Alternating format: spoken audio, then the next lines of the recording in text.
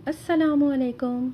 आज मैं आप लोगों के साथ बहुत ही मज़ेदार आइसक्रीम संडे की रेसिपी शेयर कर रही हूँ। इसमें मैं आपके साथ शेयर करूँगी वनीला आइसक्रीम की रेसिपी, और साथ ही हम इसे 3 डिफरेंट सॉस के साथ सर्व करेंगे, जिसमें है hot fudge sauce, strawberry sauce और कैरमल सॉस। जिसमें से मैं स्ट्रॉबेरी सॉस और हॉट फज सॉस की रेसिपीज़ ऑलरेडी आप लोगों के साथ शेयर कर चुकी हूँ। लिंक मैं डिस्क्रिप्शन बॉक्स में मेंशन कर दूँगी।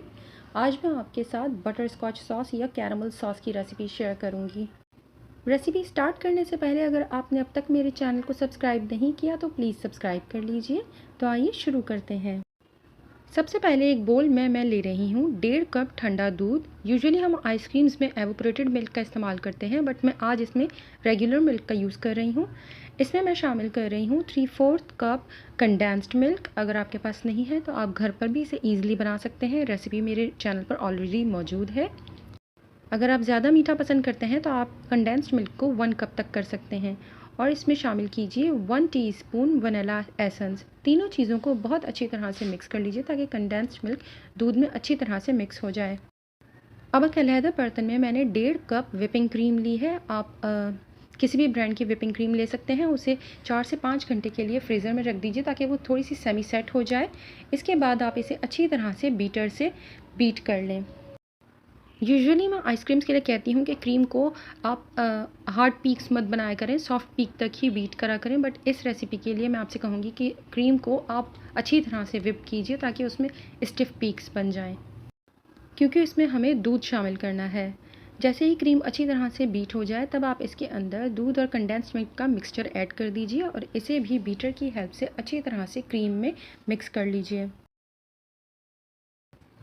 रेडी होने के बाद आप इस मिक्सचर को किसी भी एयर टाइट बॉक्स में भरकर और इसे तकरीबन इतनी देर के लिए आप फ्रीज़ करेंगे जब तक कि आपको ये लगे कि सेमी सेट हो चुकी है। मतलब इसमें हाफ़ आइसक्रीम आपको मेल्ट लगेगी और हाफ़ आइसक्रीम कॉर्नर्स से सेट हुई भी होगी।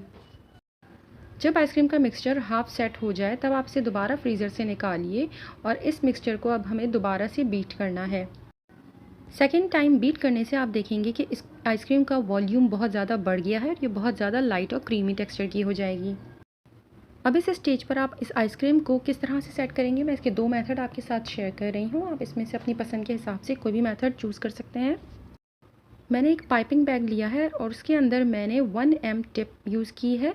अगर आपके पास 1M टिप नहीं है तो फिर आप डायरेक्ट पाइपिंग बैग से भी ये काम कर सकते हैं। सिर्फ पाइपिंग बैग के एज को कट कीजिए और इस तरह से आप इसके अंदर तमाम आइसक्रीम के मिक्सचर को फिल कर लीजिए। मार्केट में डिस्पोजेबल कप्स बहुत ईजिली अवेलेबल होते हैं जिसकी लिड मौजूद हो। आप पाइपिंग बैग की हेल्प से इन डिस्पोजेबल कप्स के अंदर अपनी आइसक्रीम को फिल कीजिए और इस तरह से आप सिंगल सर्विंग के लिए कप्स रेडी कर सकती हैं। कप को इस तरह से फिल करना है कि जब आप इसकी टिप बनाएंगे तब वो टिप आपकी ग्लास के लिड से थोड़ा नीचे होनी चाहिए, क्योंकि जब आप इसे कवर करेंगे तो कैप से आपकी आइसक्रीम टच होगी और उसकी कॉर्नर की जो पीक आपने बनाई है वो ख़राब हो जाएगी। तमाम सिंगल सर्विंग कप्स इसी तरह से प्रिपेयर कर कर इन्हें कवर कीजिए और दोबारा से फ्रीज़र में फ्रीज़ होने के लिए रख दें। और अगर आप इस तरह से सिंगल सर्विंग कप्स में सर्व नहीं करना चाह रही हैं तो फिर आप एक बड़े से एयर टाइट बॉक्स में आइसक्रीम को दोबारा फ्रीज़ होने के लिए छोड़ दीजिए। अब मैं बना रही हूँ कैरमल सॉस। इसके लिए मैंने लिया है 1.25 कप रेगुलर शुगर का। इसे मैंने पैन में डाला और स्लो फ्लेम के ऊपर कुछ देर के लिए पहले ऐसे ही रहने दीजिए ताकि ये कॉर्नर से आपको लगेगा कि कैरमल होना स्टार्ट हो गई है, तब आप इसे हिलाएंगे। अगर आपने स्टार्ट से ही चीनी को बहुत ज़्यादा हिलाना शुरू कर दिया तो उसमें क्रिस्टल्स रह जाएंगे और वो स्मूथ नहीं होगी। जब अच्छी तरह से कैरमल प्रिपेयर हो जाए तब आप इसके अंदर शामिल करेंगे 75 ग्राम मक्खन का। बहुत ध्यान रखिएगा, इस स्टेज पर शुगर बहुत ज़्यादा गर्म होती है और जैसे ही इसमें हम कोई भी इंग्रेडिएंट ऐड करते हैं तो वो थोड़ी सी बबलिंग करते हुए ऊपर आ जाती है। साथ ही इसमें शामिल कर दीजिए 1 पैकेट टेट्रा पैक क्रीम का। तमाम चीज़ों को स्लो फ्लेम के ऊपर ही कुक कीजिएगा क्योंकि कैरमल बहुत जल्दी बर्न हो जाती है और फिर उसका फ्लेवर बिल्कुल ख़राब हो जाएगा और आपकी सॉस बेकार हो जाएगी। अब इसे इतनी देर तक कुक कीजिए कि क्रीम इसमें अच्छी तरह से डिज़ोल्व हो जाए। इस सॉस को आप ज़्यादा थिक मत कीजिएगा कुकिंग करते वक्त, क्योंकि जैसे ही ये ठंडी होती जाएगी ये मज़ीद थिक होने लगेगी। ठंडी होने के बाद आप इस सॉस को किसी भी एयर टाइट जार में भरकर फ्रिज में रख सकते हैं। अगर आपको आइसक्रीम के साथ सर्व करना है तो आप चंद सेकंड्स के लिए इसे माइक्रोवेव कर लीजिए या फिर ग्लास जार को आप गर्म पानी के बोल में रख दीजिए ताकि वो सॉस थोड़ी सी थिन हो जाएगी।